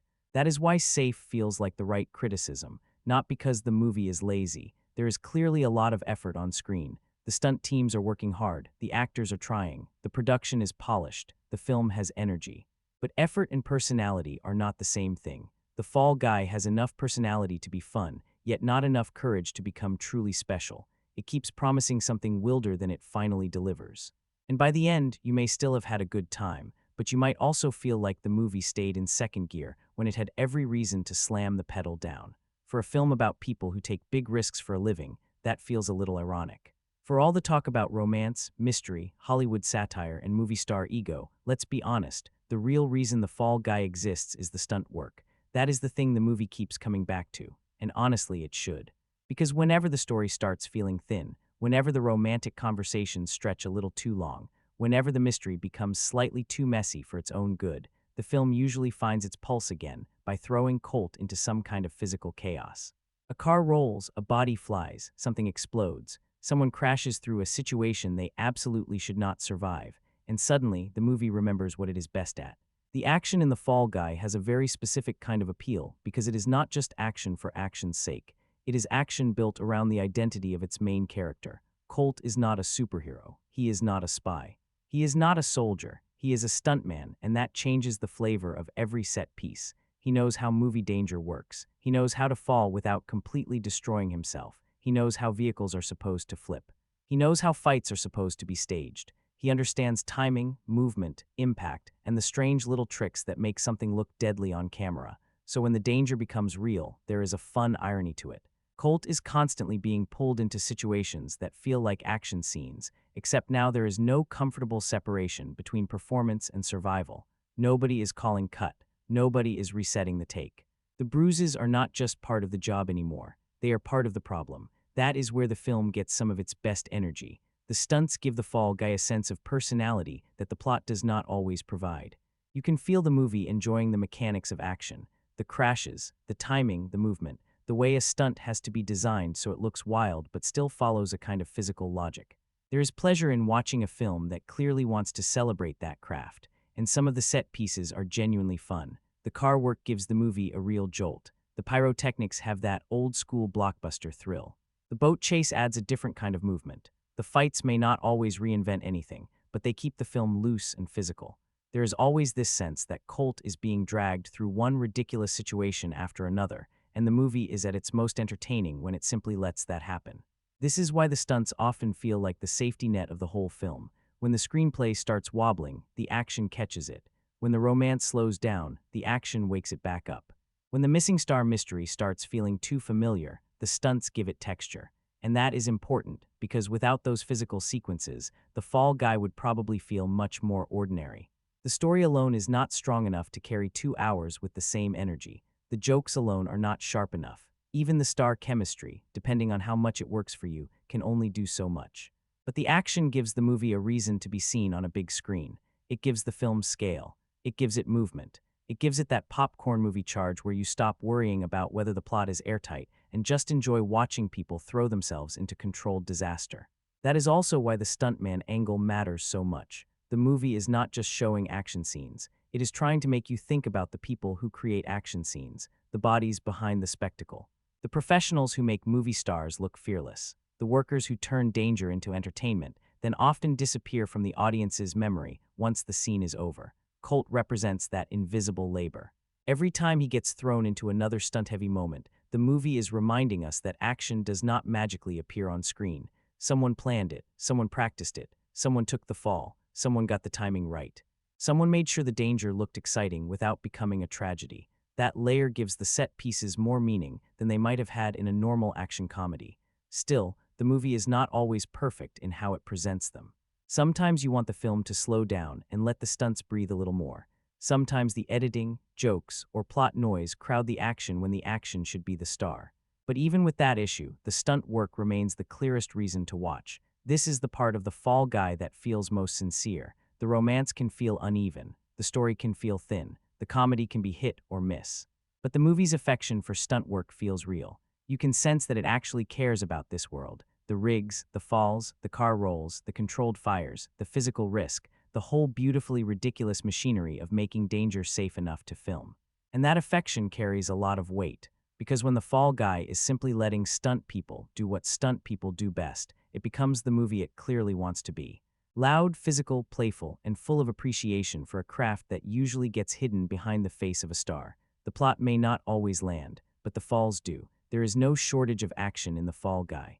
That part is very clear. The movie gives you car crashes, fights, explosions, stunt rehearsals, pyrotechnics, boat chaos, physical comedy, and enough bodies flying through the frame to remind you every few minutes what kind of film you are watching. It is busy, it is loud, it is constantly moving. Even when the story slows down, the movie usually has another set piece waiting around the corner. But here is the thing. Having a lot of action is not the same as having great action. And that is where The Fall Guy becomes a little complicated. Some sequences absolutely work. When the film lets the stunts take center stage, there is a real kick to it. You can feel the planning behind the movement. You can feel the physicality. There is a pleasure in watching a movie that wants crashes and falls to have weight, instead of making everything look like weightless computer animation. Those moments are satisfying. They have that old school feeling where you are not only watching the character survive the stunt, you are also thinking about the people who had to design it, rehearse it, perform it, and capture it on camera. That gives the action a texture that a lot of modern blockbusters do not always have. But not every action scene lands with the same impact. Sometimes the movie has the right idea, but the scene itself feels too crowded. There's a joke happening, a plot point happening, a romantic beat floating nearby, and then the action is squeezed into the middle of it. Instead of being allowed to breathe, the stunt becomes one more ingredient in an already overpacked sequence. And that is frustrating, because the whole movie is supposed to be celebrating stunt work. So when the action is interrupted, rushed, or buried under too much surrounding noise, it feels like the film is accidentally working against its own tribute. You want to admire the stunt. You want the camera to hold a little longer. You want the rhythm to let the impact register. But sometimes the fall guy is so determined to stay playful and fast that it does not give its best physical moments the full dramatic space they deserve. That is why the action can feel uneven. There is a lot of it, yes. The quantity is definitely there, but the quality changes from scene to scene. Some sequences have real energy and personality. Others feel more routine, like the movie is checking the action comedy box before rushing to the next joke or plot twist. And for a film built around stunt performers, that matters. A few reviewers praised the action as outstanding, and I understand why. There are moments where the craftsmanship is obvious. The car work, the explosions, the practical effects, they give the film a tangible blockbuster pulse. If you're watching it in a theater, especially on a big screen, that physical scale does help. But there is also a fair argument that the action is good rather than amazing. Not bad, not lazy. Just not always as memorable as the movie seems to think it is. Part of that comes from expectation. When a film sells itself as a love letter to stunt people, you naturally expect the set pieces to be not just frequent, but unforgettable.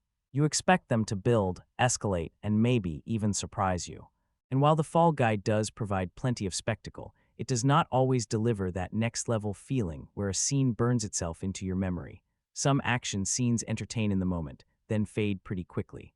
That is not the worst crime for a popcorn movie, but it does keep the film from becoming truly special. There is also the issue of tension. Colt is constantly in danger, but the movie's tone is so light that the danger rarely feels serious. Again, that can be fun. This is not trying to be a brutal thriller. It is an action comedy. Still, if the audience never feels real risk, then the action has to be either incredibly funny, incredibly inventive, or incredibly thrilling to compensate. Sometimes it is, sometimes it is not. The best action in the film happens when it connects directly to Colt's identity as a stuntman. When he uses his understanding of fake danger to survive real danger, the scenes have a clever little twist. They feel specific to this movie, not just borrowed from any other action comedy. The weaker moments are the ones that could belong to almost anything. A fight, a chase, a burst of chaos, entertaining enough but not always distinctive. And that is really the difference. The Fall Guy has plenty of action, but its most memorable action is the stuff that feels tied to the stunt world concept. The more generic the set piece becomes, the more you notice the thinness of the story underneath it. Still, even when the action is uneven, it keeps the film alive. It gives the movie movement. It gives Colt something physical to push through. It reminds us why stunt performers matter. And even when a sequence does not fully land, there is usually enough energy on screen to keep the audience from completely checking out. So the action is both a strength and a missed opportunity. There is enough of it to make the movie feel big. There is enough practical craft to make it worth appreciating, but there is not always enough focus, tension, or originality to make every set piece hit as hard as it should. For a regular action comedy, that might be fine. For a movie about stunt work, you naturally want a little more. You want the falls to hurt, the crashes to sing, the timing to pop, and the camera to make you feel the danger without hiding the work. The Fall Guy reaches that level in flashes. I just wish it stayed there longer. One of the things The Fall Guy clearly wants you to appreciate is that not everything in action cinema has to feel weightless. And honestly, that matters. Because we have reached a point where so many big movies are packed with digital destruction that after a while, the spectacle can start to blur together. A city collapses, a spaceship crashes, a superhero punches through a digital wall. The screen is full of movement, but sometimes you do not feel the impact. It looks expensive, sure, but not always physical. The Fall Guy is trying to push back against that a little. It wants to remind you that action used to have bodies behind it, wheels on the ground, fire that actually burned, cars that actually flipped, people who had to rehearse, measure, fall, crash, and trust the crew around them. That old-school feeling is one of the film's strongest qualities, because the story is not just using stunt work as decoration. It is built around the idea that real physical craft still has value. And when the movie leans into that, it feels refreshing. There is something different about watching action when you can sense the weight of it. A car roll feels different when it looks like something actually happened in front of a camera. A fall feels different when the body has gravity. An explosion feels different when the actors and stunt teams are reacting to something more tangible than a tennis ball on a stick. That is not to say CGI is bad. Of course not. Modern visual effects can be incredible, and almost every large production uses them in some way. Even the Fall Guy is not pretending that post-production magic does not exist. There are touch-ups, polish, and digital help where needed, but the attitude feels different. The movie is not trying to replace physical action with computer-generated noise. It is trying to support practical work, not bury it. That distinction is important, because the best moments in the film have a sense of texture. You can feel the stunt team's fingerprints on them. The action has dents, speed, timing, and a bit of real-world messiness. It does not always look perfectly clean, and that is part of the appeal. Real stunt work should have a little danger in its posture, even when everything is carefully controlled.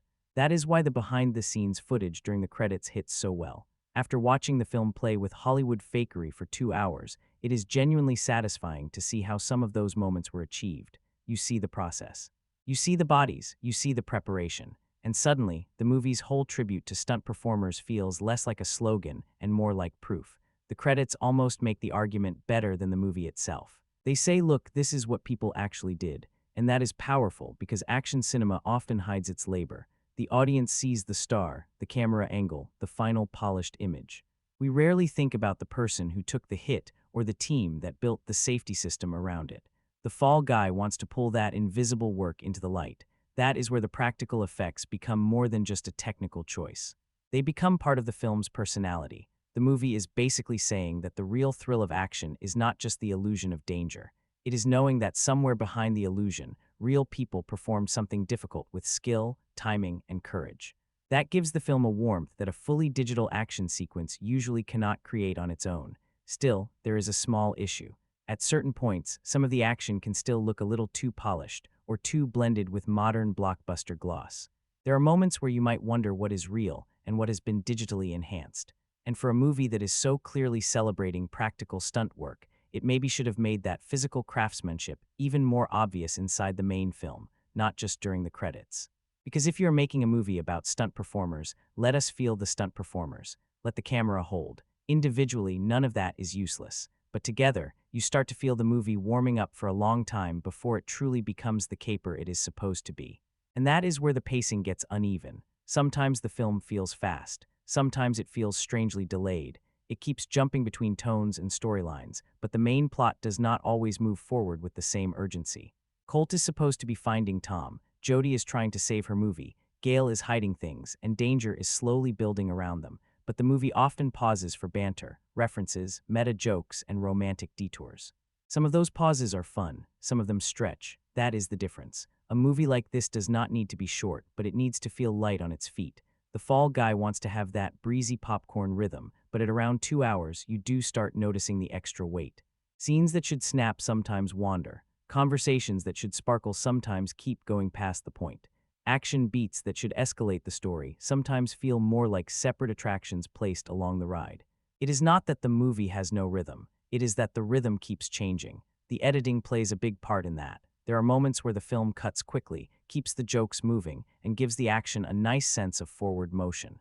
Then there are other scenes where the edit seems unsure what to prioritize. Do we focus on the stunt, the comedy, the romance, the fake movie inside the movie, the mystery, the industry satire? Sometimes the answer is all of it at once. And when that happens, the movie becomes crowded instead of exciting. One of the more frustrating things is that some set pieces feel interrupted by the film's need to keep every subplot alive. A major action moment should be allowed to build pressure, land impact, and leave the audience with a clear memory. But the Fall Guy occasionally cuts away or layers too many ideas over the top, so the scene does not hit as cleanly as it could.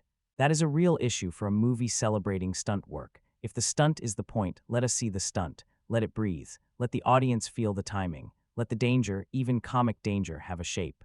The film has enough practical craft and physical effort on screen that it should not need to hide behind restless editing or constant interruptions. The final act also carries some of the biggest pacing problems. By the time the movie reaches its climax, it should feel like everything is coming together. Colt's comeback, Jodie's movie, Tom Ryder's fake hero image, Gale's manipulation, the stunt tribute, and the romance. And in a broad sense, yes, that is what the film tries to do, but it also starts to drag. The last stretch feels bigger, louder, and more complicated than it needs to be.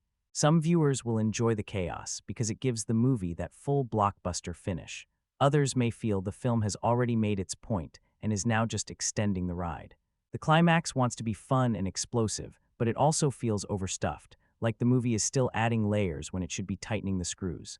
Then, even after the story feels like it has ended, the movie keeps going. Now, to be fair, the behind-the-scenes credit footage is genuinely enjoyable. It connects beautifully to the stunt performer tribute and gives the audience a real look at the work behind the spectacle. The bonus material has value. It is not just random padding, but combined with the already long runtime, it can make the overall experience feel extended.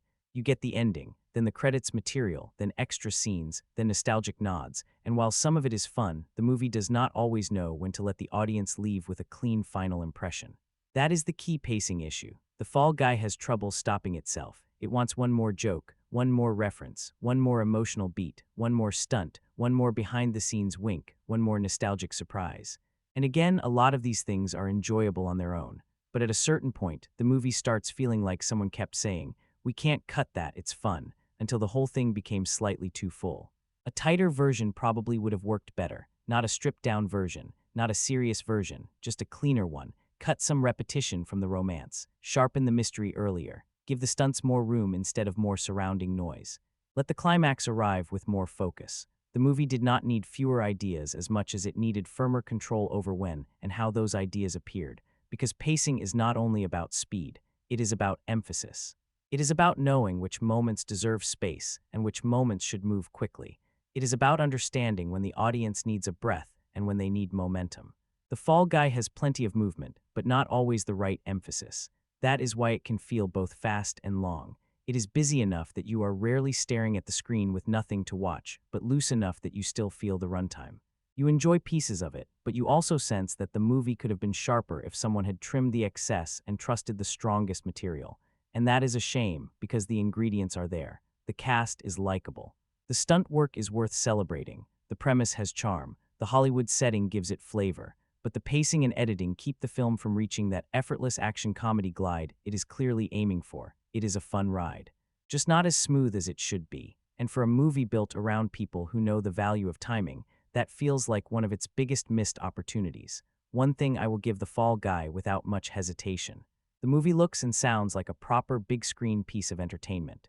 Even when the story gets messy, even when the romance circles around itself, even when the mystery feels thinner than it should, the film usually has enough visual polish to keep your eyes interested. It is bright, glossy, busy, and very aware that it is supposed to feel like a summer blockbuster, and on that level, it mostly delivers. The movie has this clean, expensive energy to it. The sets are big, the locations have scale. The stunt sequences are staged with a sense of spectacle. The fictional sci-fi movie Metal Storm gives the production design a chance to go a little ridiculous in a fun way, with all the fake blockbuster imagery, dramatic costumes, and overblown genre flavor that come with a movie inside a movie. That fake movie could have looked cheap or lazy, but it has enough personality to work as part of the joke. You understand instantly what kind of film Jodie is trying to make. It is huge, dramatic, a little silly, and exactly the sort of production where a missing star would send everyone into panic mode. The design of that world helps sell the chaos around it. It gives the film a colorful backdrop, and it lets the real story bounce against this fake sci-fi epic in a way that feels playful. Then you have Sydney. The Australian setting gives the movie a different kind of visual flavor.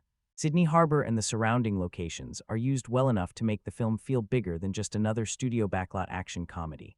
There is a sense of sunlight, open space, water, city movement, and location-based spectacle that helps the film breathe, especially when Colt's investigation pulls him beyond the movie set.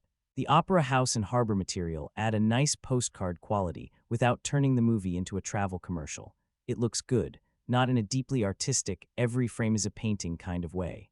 That is not really what this movie is trying to be. It is more about clean blockbuster readability, attractive stars, big locations, practical movement, bright surfaces, loud action, and enough visual variety to keep the 2-hour runtime from feeling completely stuck in one mode. The cinematography helps most when it respects the physical work, because with a movie like this, the camera has a responsibility. If the film is celebrating stunt performers, then the audience needs to actually see the stunt work. We need to feel the shape of the movement, the timing of the fall, the distance of the jump, the weight of the crash. The more clearly the camera captures those details, the more the movie's whole tribute makes sense, and in many moments it does. There are action beats where the frame gives you enough of the stunt to appreciate the planning behind it. You can see the car work, the fire, the bodies, the timing. The movie is not always perfect about letting those moments breathe, but when the visual presentation lines up with the stunt work, the film has real impact. That is where the technical side feels most valuable, not just because it looks expensive, but because it helps us understand the craft. The sound design and soundtrack also do a lot of heavy lifting. This is a movie that knows music can push an audience through a scene, even when the plot is not doing the strongest work. The soundtrack gives the film a nostalgic kick, especially with the 80s flavor and those familiar needle drop choices. It keeps things lively, it adds personality, it gives the action a little extra bounce. Sometimes the music is doing almost too much, but honestly, that fits the movie's personality. The Fall Guy is not subtle. It is not trying to be subtle. It wants the music loud, the jokes broad, the action big, and the emotions easy to read. So when the soundtrack leans into that bright, throwback energy, it helps the film feel like the breezy popcorn ride it wants to be. There are also little sound references that add to the nostalgic mood. The $6 Million Man sound effect, the Miami Vice cue, those playful old-school touches, they are not major story elements, but they give the movie extra texture. They tell you the film knows what era it is reaching back toward. It wants to feel modern, but it also wants that older action TV and 80s blockbuster spirit running underneath. The costumes, hair, makeup, and production details contribute to that same glossy world. Tom Ryder looks and feels like a manufactured action star. Colt has that bruised but still movie star stuntman look. Jodie's world as a director has its own organized chaos. Gail's presence has that polished producer confidence. Even the side characters feel like they belong to a heightened version of Hollywood where everyone is slightly exaggerated, but not completely cartoonish.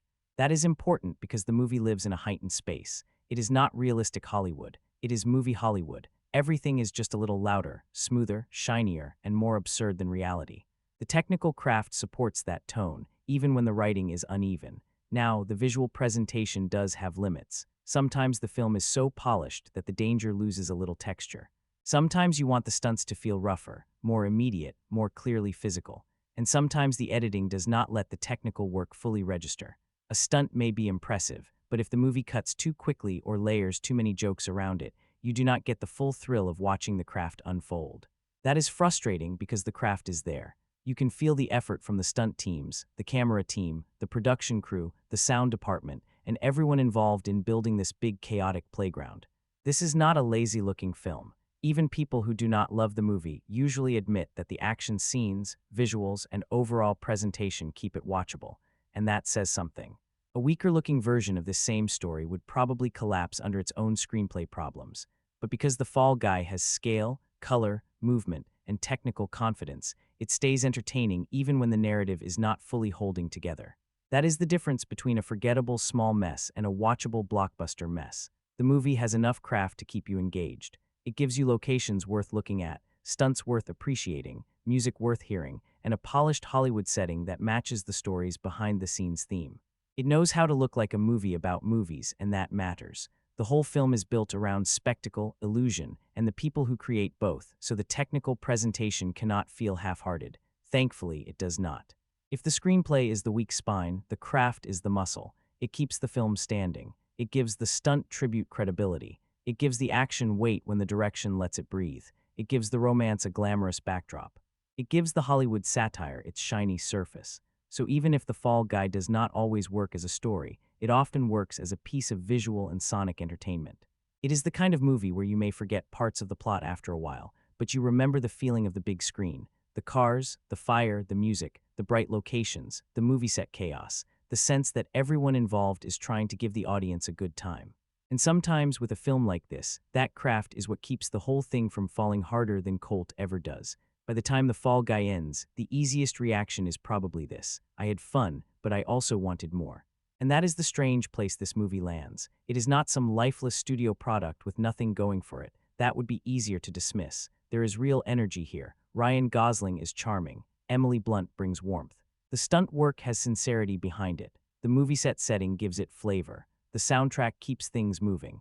And when the film remembers that it is supposed to be a celebration of the people who make action cinema possible, it actually has a heart. That is the part I liked most. There is something genuinely likable about a big Hollywood movie stopping for a second and saying, "Hey, look at the stunt people. Look at the ones who fall, crash, burn, roll, jump, and make everyone else look heroic." That affection feels real, and it gives The Fall Guy a warmth that saves it from becoming just another noisy action comedy. But warmth does not fix everything. The movie is fun, yes, but it is also messy. It wants to be a romance, a caper, a mystery, a comedy, a Hollywood satire, a stunt tribute, a nostalgic TV adaptation, and a meta movie about making movies. That is a lot of pressure for one story, and you can feel the strain. Some parts work, some parts almost work, some parts feel like they were added because nobody wanted to cut a fun idea, and that is really the movie in a nutshell. A lot of fun ideas, not always enough control. The biggest issue is still the screenplay. The story is too thin for how much the film keeps stacking on top of it. The missing star mystery gives Colt something to do, but it is not strong enough to become truly gripping. The romance gives the movie emotional shape, but it sometimes drags and repeats itself. The comedy has funny moments, but it does not always hit hard enough. The action is frequent, but not every set piece feels as memorable as it should, so the film keeps hovering between good time and missed opportunity. And honestly, that is more frustrating than if it were simply bad. Because you can see the better movie inside this one. A sharper version, a tighter version, a version that lets the stunt work breathe more, gives Jodie more space, makes the romance either funnier or more painful, and trims the mystery down into something cleaner. A version that trusts its strongest idea, the invisible hero behind the movie star, and builds everything around that. Instead, The Fall Guy often tries to do everything. That gives it a lively surface, but it also makes the experience feel uneven. One scene will have charm, the next will feel stretched. One stunt will remind you why practical action still matters. The next sequence will get buried under too much editing or too many jokes. One romantic exchange will feel sweet. The next will feel like the film is circling the same emotional point again. It is not consistent. But it is rarely empty. That matters because even when the movie stumbles, it still has personality. It has enough movie star charm to carry weak beats. It has enough physical craft to keep the action alive. It has enough affection for filmmaking to make the behind-the-scenes world enjoyable. It has enough old-school popcorn energy to make you understand why some viewers will absolutely love it, and some will. For many people, this is exactly the kind of movie they wanted. Attractive leads, light romance, big stunts, jokes, explosions, music, and a story that does not ask to be taken too seriously. Watch it with popcorn, enjoy the ride, stay for the credits, and move on with your life.